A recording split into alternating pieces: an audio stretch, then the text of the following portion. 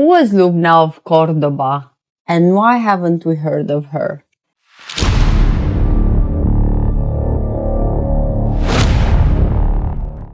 Last night I was thinking about how many names we memorize in school. Emperors, generals, scientists, inventors, and how many others are just missing. Entire lives erased or ignored. So I decided to start a little side series within Midnight Question. Stories of people history didn't bother to keep in the spotlight. And we are starting with someone you've probably never heard of. Lubna of Cordoba. Lubna lived in the 10th century Spain, in the city of Cordoba, during a time when it was one of the most advanced cities in the world. It was the capital of the Islamic Caliphate in the west, Al-Andalus, and it had public baths, street lights, libraries, universities, and one of the largest collections of books in Europe.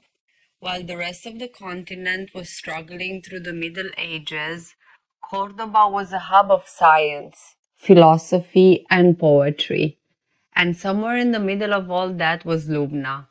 Writing, translating, calculating, thinking. Lubna started her life either as a slave or the daughter of one. We don't know exactly, but we know she was freed, educated, and rose through the ranks of the caliph's palace, eventually becoming the chief scribe and secretary to Caliph al-Hakam II. That might sound like a clerical job, but in reality, she was managing part of the caliphate's enormous library, cataloging and acquiring texts, translating scientific works, and get this, teaching math to other scholars. People who knew her wrote that she was unmatched in arithmetic and geometry, and some even said no one in the palace was more noble or more learned than she was.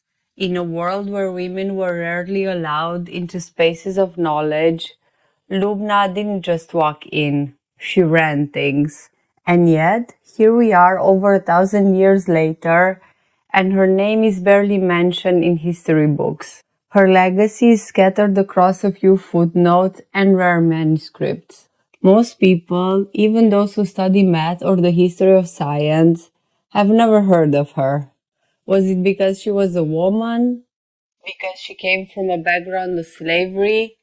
Because she lived in a Muslim kingdom during a time when later European historians prefer to pretend those civilizations never produced anything valuable?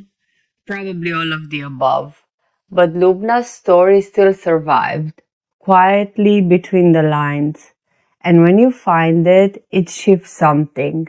It makes you realize how many people might have shaped the world in brilliant ways, but never got credit for it.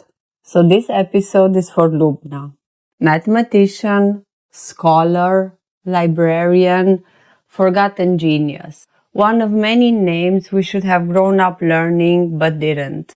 Thanks for listening, and until next time, keep wondering.